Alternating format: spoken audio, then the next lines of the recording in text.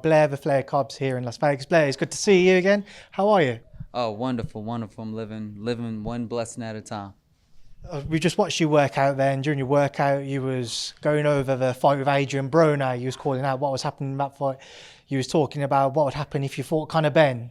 Where are these big fights next for you, Blair? What's happening? What's the latest? The sky's the limits. We're looking at big fights. If Conor Benn comes back down to 47, that'll be a great fight for the fans. Ryan Garcia, Rolando Romero, Mario Barrios, pretty much all of the top contenders can get it, and they will take a L facing Blair The Flair. I mean, just on the theme of Conor Benn, we know he's got the Eubank Jr. rematch on the horizon. You said if he does come back down, you'd be interested in that fight. Do you think it's a fight we can see, or we will see, if he was to drop back to 147? I think it's possible. I think it's possible. And I'll tell you one thing. Conor Benn looked fantastic in that fight in the 60 division. He probably wouldn't even have to go back down weight. He looked fantastic. The fight was amazing, even though he lost. And shout out to Chris Eubank and Nova Sport team. They did a wonderful job. You also mentioned Mario Barrios. Now, he had his recent fight with a legend of the ring, Manny Pacquiao. A lot of people going into that fight wrote off Manny Pacquiao. A lot of people after felt that maybe he did enough to have his hand raised. What did you make of that fight?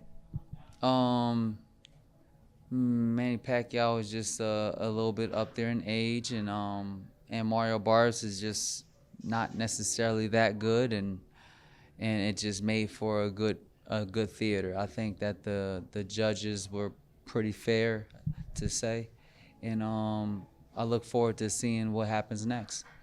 Is that a fight for you then, the Mario Barrios one, you want to see kind of come to a four for you, try and get that over the line because he holds that WBC title, and as you mentioned, you maybe feel that he isn't the best in the division? I mean, if he got in the ring with me, I beat him, period. And that's just it. If Ryan gets in the ring with me, I beat him. If Rolly Romero gets in the ring with me, I beat him. There's a lot of top fighters out there that if they got in the ring with me, I beat them. So like, I look forward to seeing these fights mature and happen. If there was one man you could send a message to, Blair, who would it be? Conor Walker, I'm coming for you. I'm coming for you. And I'm coming with vengeance, baby. Blair The Flair is coming back to the UK, baby. Woo! I wasn't expecting Conor Walker there, Blair. How much of Conor have you been watching, man? Oh man, well I've seen a couple of things. He's a tough fighter. He's got a great resume. He's a British champion. He's the British champion, and I look forward to fighting him. We've been working things out, and he's definitely a top contender, and it would be a great introduction into the British platform.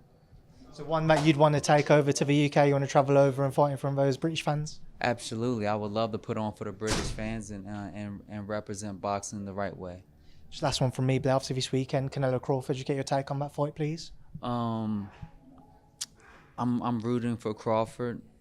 He's somewhat of an underdog. He's a small guy, smaller guy, not small, smaller guy, and he's fighting for greatness. And this is what we need in boxing. We need great fighters fighting for greatness, willing to push the envelope, willing to take their chances of possibly losing, but possibly making the recipe of greatness. We need somebody that's able to do that. Canelo haven't done something like that in a long time. He's been kind of taking these easy fights with guys that we don't know and barely winning. We just need to see something amazing. And the most amazing thing that I could possibly see is Crawford winning.